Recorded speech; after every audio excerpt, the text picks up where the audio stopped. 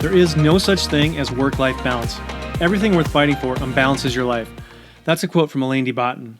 Welcome to the Recharge Podcast. I'm your host. My name is Mitchell Schwent. The mission of this podcast is to provide you the tools, tactics, strategies, and resources to recharge your life. The episodes are geared to make an impact on your life in 15 minutes or less, along with more in-depth special episodes interviewing experts across numerous disciplines. This show will guide you through getting the most from your body and mind to generate the maximum performance you want in your life. Let's jump into today's episode. I find it so easy to get swept up into the current reality. Although I don't have cable TV in my house, the news obviously permeates everything that we see, do, hear, and how we behave in the current global, economic, and local reality. With that in mind, I wanted to share a concept from the Stoics. The Stoics are not what you think. It's not about not having emotion. It's about interpreting, labeling, and processing things through a different light. And with that said, it's so easy to color your mind. And what I'm getting at, to draw an analogy, is if you sit at a desk all day with your shoulders slumped forward and your neck flexed, your hips flexed, you're going to have some changes physiologically and biomechanically that are going to be readily evident not only to you but to those around you.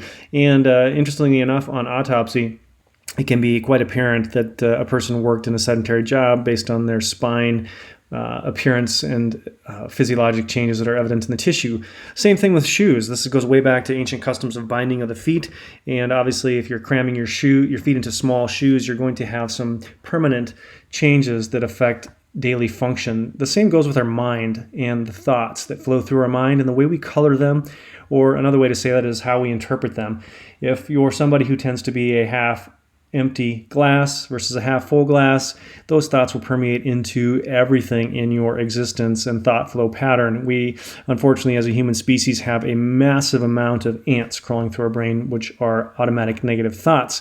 If you're somebody who particularly chooses a positive color and likes to see things through, if you will, rose-colored glasses, and see things as they are, and try to spin it into a positive light and realize that in the reality of things, this is just a moment that shall too pass, as my mother-in-law used to say. So I hope you are somebody that can see things through a positive color, through a positive lens, and not let the current reality create a massive negative overflow into all areas of your life. So I hope you found that helpful.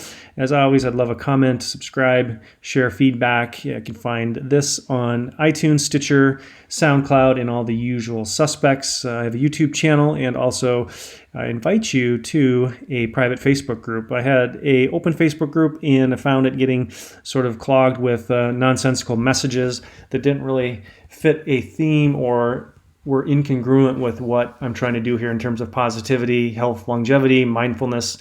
And so I invite you to join that group. You can find it at Facebook at MitchellMD, and ask for an invitation and tell me how you know me, and I will let you in. Be well. Have a fantastic week. Take care.